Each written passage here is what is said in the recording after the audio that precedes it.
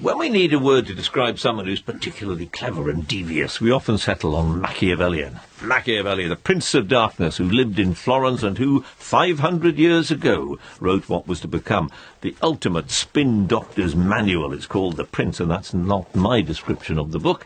That comes from the man I'm about to talk to, Professor Stephen Milner, Serena Professor of Italian at Manchester University. Good morning to you. Good morning, John. It's a fascinating description. I've never seen it described like that before. Why? Well, because it's a wonderful manual that seems to be timeless in terms of describing to people how to manage their self-presentation, we all work for organisations that are sought to bury news at certain times, I'm quite sure, Yes. how to maintain good face. So it's all about reputation management, really? It's very much about reputation. It's about the strategic management of self-presentation, which is why it's still set on business courses for people who are estate agents and Really?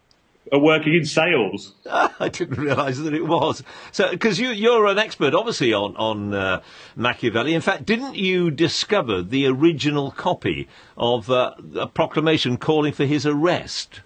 Yes, no, I've been working on the figure of the town crier, our kind of latter-day broadcasters in the pre-modern world, particularly in Florence. And Machiavelli was actually arrested because he was identified as being potentially part of a conspiracy to overthrow the Medici when they returned to Florence.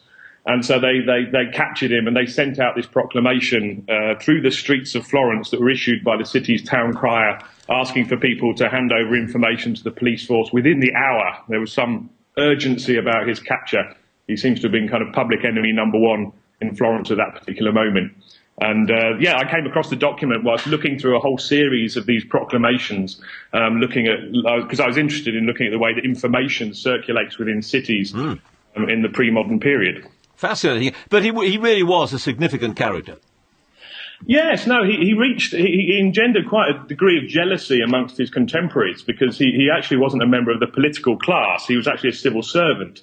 But such was his influence within the regime under Soderini before the return of the Medici family to Florence that he actually took on diplomatic and political missions which were way above his station. And so there's some kind of conspiracy theory that, in fact, the conspiracy against the Medici included Machiavelli, even though there's no evidence that he was actually involved.